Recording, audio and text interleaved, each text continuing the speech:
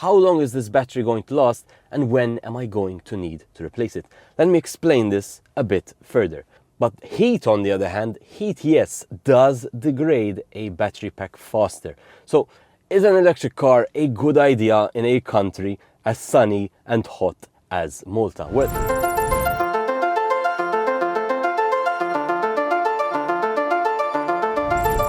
now, Cupra is the sporty, performance-oriented brand from Seat, which is fully owned by the Volkswagen Group. This car, in fact, the Cupra Born, is designed in Spain but assembled in Germany, along with the other models on the MEB platform. Now, since its launch in 2021, the car has had quite a success rate. In fact, last year, they sold 45,000 units, which was a 44% increase over the previous year. So things are looking good for the Born.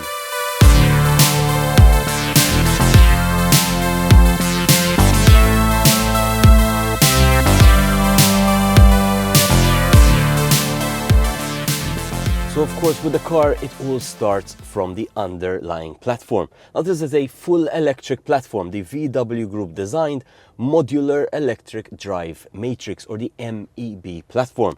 Now, on this platform, the battery pack, which takes up quite a lot of room in the vehicle, is actually found under the passenger compartment, taking up nearly all the space between the front and rear wheels.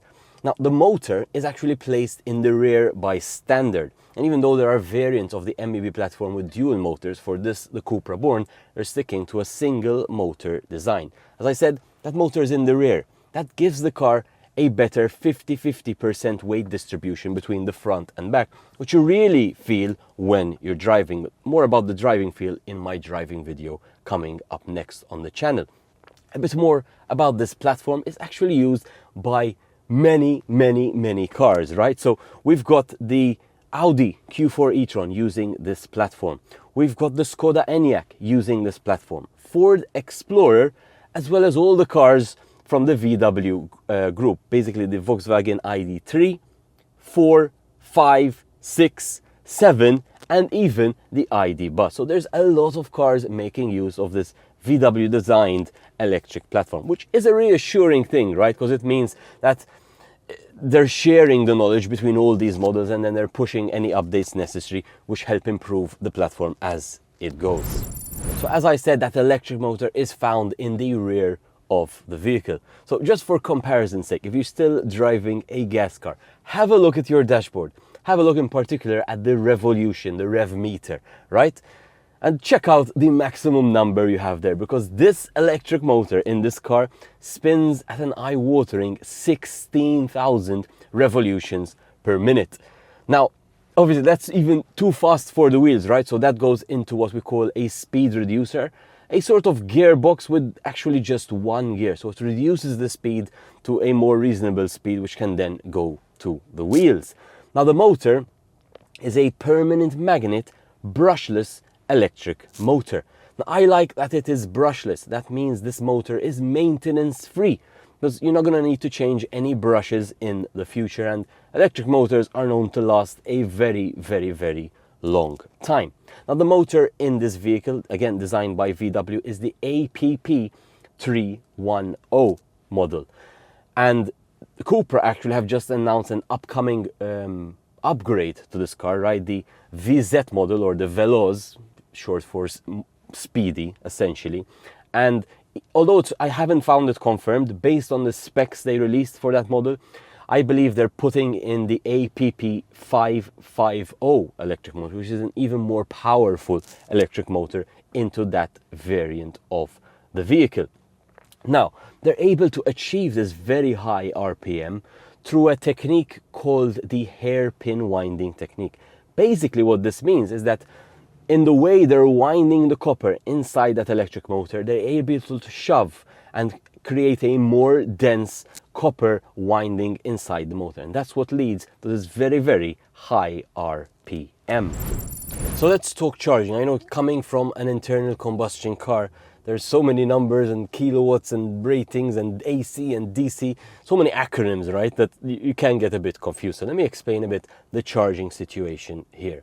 So you can charge this car on a normal 3-pin socket, although I frankly would not recommend it. One, because it takes a very long time, and there's the safety aspect, not necessarily from the side of the car, but from the side of the 3-pin plug you are plugging into. But the good news here is, and I'd always recommend getting a home charger, a Type 2 connection home charger, so that's the same connection you use for the public network as well. And the great thing is they are currently at Cupra giving you a home charger with the purchase of the vehicle. Do not take this lightly, right? This is an expense which will set you back 500 to 1,000 extra euros after you've bought the car, but it's being included in the package offer they have at the moment. So the home charger is safer for sure, but it also allows you to go and charge the car faster. Now, how fast can you charge? Well, that depends then on your home connection, if you are single phase or 3-phase. You don't need 3-phase to charge an electric car, but it does charge a lot faster on a 3-phase connection. So just to put you a bit in the picture here, so on AC, so this is what we have at home, on the smaller battery, because of course that charges faster, right? On a single phase connection with that Type 2 charger, you're going to be charging at 3.7 kilowatt power rating, which means that battery will take 18 hours to charge.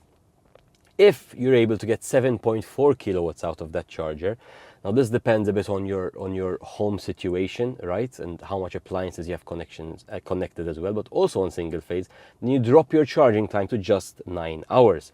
But as we said, this car does have that inbuilt 3-phase 11 kilowatt charger. So if you do have 3-phase, or if you upgrade your house to 3-phase, then you charge in just 6 hours. So I made this change, right? When I was going to buy an electric car, I decided to go 3-phase at home, just to have this comfort that I can charge the car in a few hours. Is it required? And I know most people do not do this. I don't think it's required, but if you want to charge faster and you just want to charge it once rather than having to plug it in over 2 nights, for example, then 3-phase is recommended. Larger battery, of course, takes longer to charge. So just to go through the numbers, on single phase 3.7 with the larger battery, you're looking at a 24-hour charge. 7.4 kilowatts, you're looking at 12 hours to charge. And 11 kilowatts, then it's an 8-hour charge. So, but these numbers sound very low, very high, right? But what I need to emphasize here, and this is, I think, something that people don't really understand, because we're used to filling up our car in a few minutes. The electric car is charged when it is not being used. A petrol car is refueled when it is being used. So you take time out of your journey to refuel the car. Sure, it's 3 minutes. I understand that is more comfortable. But an electric car, and I say this now with 3 years experience doing it myself, I have no discomfort. And to be fair, I'm not really bothered at how long it takes, because I'm plugging it in when I otherwise wouldn't be using it anyway. And that's, I think, the important thing to take home. Now, if you're going on a road trip, definitely outside of Malta, right? You are going to want to charge faster, say on a highway where you want to stop for lunch and then get going. Obviously, these times are too long. Well, then you switch to the DC rapid charging technology, which this car also has. And there, a full charge of the battery, whether it's the smaller or bigger battery, is complete in just 30 minutes. So quick lunch and you're good to go. Let's talk regen or regeneration. This is the vehicle's ability to recharge the battery as you are driving. Essentially, when you're decelerating or say going down a hill, the car, unlike a fuel car, is taking energy back which otherwise is lost to heat in a petrol car, right? And essentially putting that energy back in the battery for you to use later on. Now, the VW Group have their B mode, which in this case is initiated from this like toggle switch we find over here, which is a great experience. I get into more detail about this in my driving video, and I have had a good experience on the VW platform with the B mode, but more on that later. And that is the only regen mode available. We do not have paddle shifters, which, let me tell you, I don't mind. I think the paddle shifters on the MEB platform weren't so great from what I've tested so far, so I don't mind that this car doesn't have them. I know the Cupra upcoming VZ model, the sportier version, is going to have those pedal shifters, but I pray here to Cupra that they look into the software, because it is a software thing after all, that's controlling the Regen from the pedals, and they make sure they dial it in properly in the upcoming model. Because from what I've tested so far on the MD platform, the pedals are nearly useless. They give you regeneration for an instant and then it turns itself off, which I don't want. So I do beg Cupra to look into that in the upcoming model. The battery is the most important and expensive component in an electric vehicle. So it's very natural for consumers to ask, well, how long is this battery going to last and when am I going to need to replace it? Let me explain this a bit further. So first things first, as I said, the battery pack is found under the passenger compartment. And why we call it a battery, it's actually a number of smaller batteries. So it's actually made up of what we call battery cells. Now, in the larger battery variant of this vehicle, you actually have 288 individual battery cells, which are grouped into modules, and those modules form the battery pack. How big is that battery pack? So, two battery size options available here. So the smaller battery is a 60 kilowatt hour or 58 kilowatt hour usable battery size. And I think that is an ideal size for Malta and for small city like driving, where you're not going to doing any long distances. Even if you are, it's still a good amount of range anyway. The larger battery pack though is also available. That's a 77 kilowatt hour usable on an 82 kilowatt hour battery pack. So again, a larger battery pack is available. Now, the VW group actually assemble the battery pack, right? But the battery cells themselves actually come from a third-party supplier, and depending on where the VW group is building their vehicles in the world, they're utilizing different suppliers. Here in Europe, for this Cupra Born, they're utilizing LG Chem to supply them with their battery cells. And they're using a battery cell which is in the form of a pouch called the NCM 712 cell. NCM being the battery chemistry inside that battery. Nickel, cobalt and manganese. 712 being the proportion of those different materials inside the battery pack. Side note, this is actually the same battery cell which is currently found in also the Renault Zoe. And side note again, my dad's owned the Renault Zoe here in Malta now for 7 whole years. And after 7 whole years, even though that car, to be fair, used older battery cells, which are inferior as well at this point, right? We haven't seen any range loss whatsoever. So even though the battery would have degraded, because it does start to degrade over time, right? Here in Malta, because of our ideal conditions, the fact that we have low speeds, no highways, right? And the fact that our climate is ideal for battery technology means that these batteries essentially last a very, very long time. So how long do they last? Well, an NCM battery chemistry gives us between 8,000 and 8,500 charge cycles. What is a charge cycle? A charge cycle is when you fully discharge and then fully charge a battery. So essentially this means that you can charge this car 8,500 times. Now that number is actually similar to what we get in our cell phones, right? Those also give us around 1,500 cycles. Now in your cell phone you realize that after say 3-4 years, because you are charging it every day, you are going to start to see the battery degrade quite significantly. Here's the major difference in the cars though. The cars, you are not having to charge them every day with 400 plus kilometers of range, right? Which I'll get into in a second. You're actually charging these cars after a number of days. I'm going to tell you the number in a second when I speak about charging and range, right? So we charge these cars very rarely actually, which means those charge cycles actually take years upon years till you actually hit them in a car. And to add or to give you more protection against this, the warranty period, just the warranty, not how long the battery is going to last, the warranty period being offered is 8 years on the battery pack.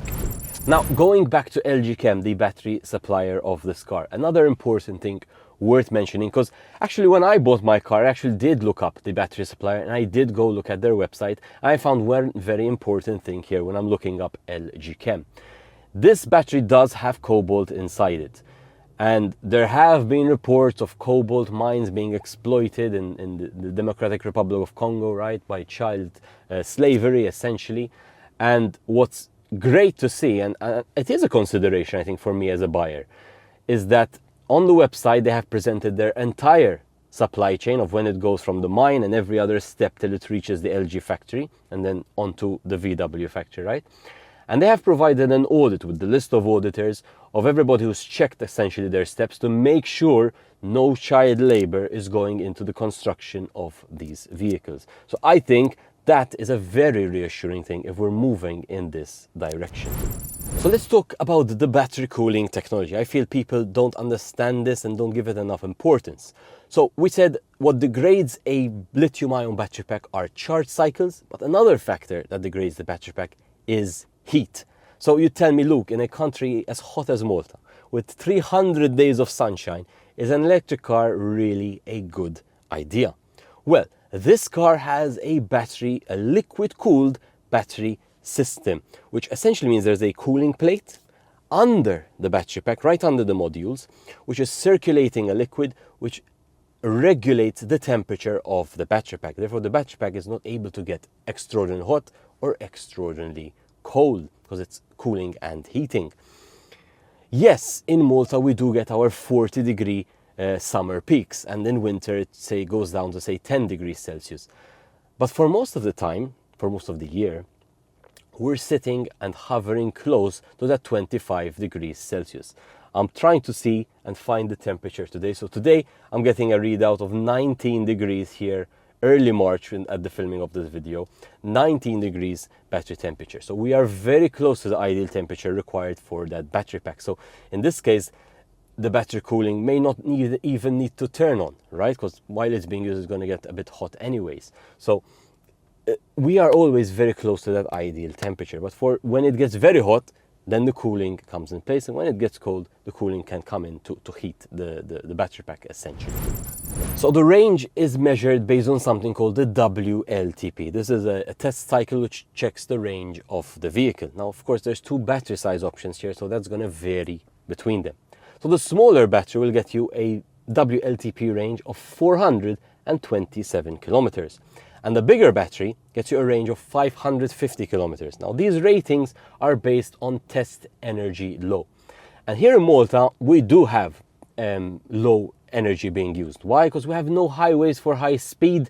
We have short distances and ideal climate. So the cars do use low energy, essentially.